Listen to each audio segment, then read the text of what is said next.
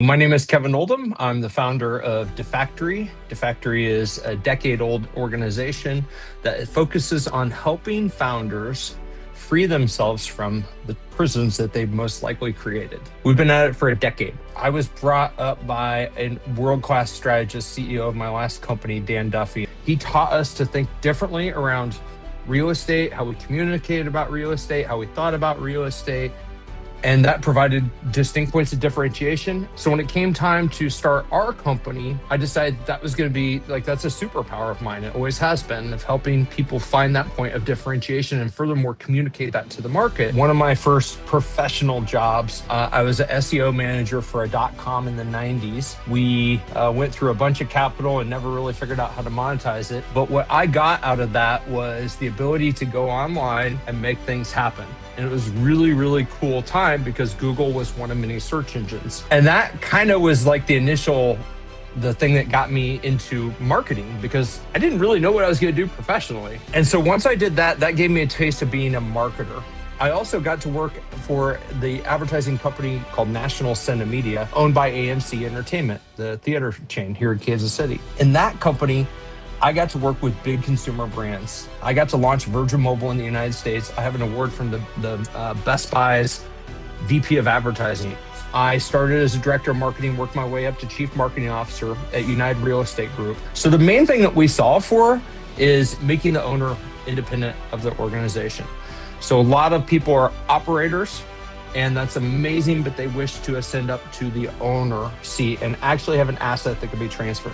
So we specialize in that. The funny thing is, the same things that you do to make it so that a business can be independent of the owner are the same things that you do to prepare to sell that asset. I have this very specific methodology that we follow through the Exit Planning Institute.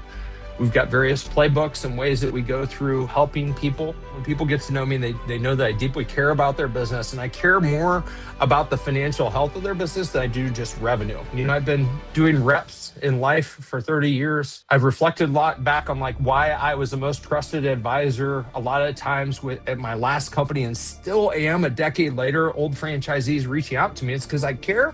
And I offer unconditional tough love. That's kind of the brand that I've given myself. A lot of the work that we do is longer term. And so I want to get quick wins really quickly. So we front load things to make it so that we're kind of putting out the fires, the things that may be keeping them up at night, the things that may be eroding from their relationships, with their spouse or their children. I did a half Ironman back, right when I first became a dad. I didn't just wake up one day and say, hey, this is something I'm going to do. I had a nutritionist. I had a triathlon coach who had to teach me how to swim. I didn't know how to swim. I then engaged another coach as my training matured. I had a nutrition plan throughout the entire process. I had a 6-month training plan. I went through everything to make sure that I could be successful, right? If I would have been missing any of those components, I would have quit. I would not have been successful. I'm a movie guy. Pulp Fiction, The Wolf. The wolf shows up and he's the problem solver. But the wolf shows up when something catastrophically bad has happened. And I don't want to say that things get catastrophically bad for the people I serve, but things have to get pretty bad.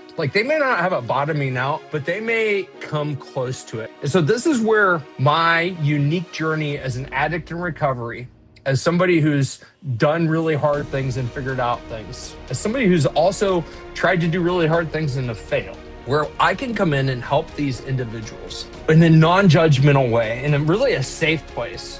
The toughest lessons are the ones that we learn ourselves. And I had a front row seat to an untransferable business. So my mom, who's no longer with us, was the skateboard queen of Topeka, Kansas, my hometown. So back in the 80s, when boards started to go, skating started to go mainstream, my mom owned a skateboard shop called Square One Inc., Square One Skateboards. And that business ran for about 5 years until my dad got a new job in Kansas City, and we just shut down the store and sold the inventory and left. And that kind of left this little imprint. I didn't realize it was going to be important until 30 years later. 30 years later, I wanted to burn my company down to the ground. This is my third quote unquote agency.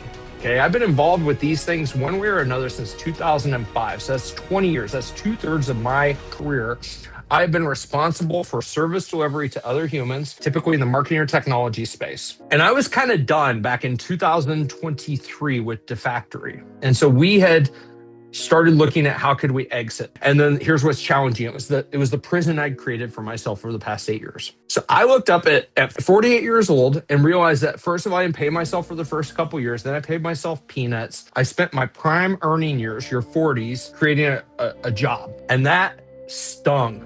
And I physically got sick for about 2 days. I got depressed. And then I did what I do, which is I picked myself up and I started going on a journey to figure out how to solve this problem for myself. What I didn't realize that I was going to do was figuring out how to solve it for others.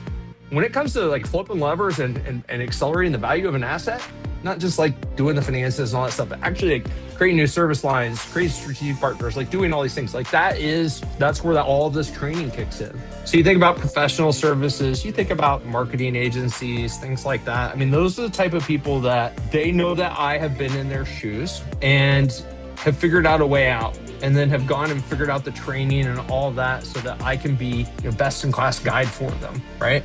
The map that it should freak out more people and they should be familiar with is that there's a 50% chance that they're going to be taken out of their business before they want to, due to one of the 5Ds. So we have death, disagreement, distress, disability, and dismemberment. I'm acutely aware that life could end today. I try to conduct my life that way, but I also, for anybody who will listen, try to help them understand that as well. My goal is when I'm on my deathbed to be good with everything. So things are going to happen. The world will challenge you, absolutely. So why not be proactive and be prepared for it? The exit planning industry doesn't focus enough on what happens to the founder once they've exited their business. A lot of work needs to be done there. So 2 books. The first one is Dan Martell's Buy Back Your Time. Then I am co-authoring a book that is in its 3rd draft right now. Hopefully it'll be released soon. It's called The Tao of Unbreakable. It's with my good friend Jose Bolaños in Nicaragua. It's a way of life that helps you face a volatile, uncertain, complex, and ambiguous VUCA world. If I could have one word on my tombstone, it would be filament. That's my life's purpose. Be the filament. Be the filament in the lives of the people I touch. Be the light. Be the mechanism that allows them to be the best them. That's it. Like, I'm pretty sure my tombstone will say be the filament.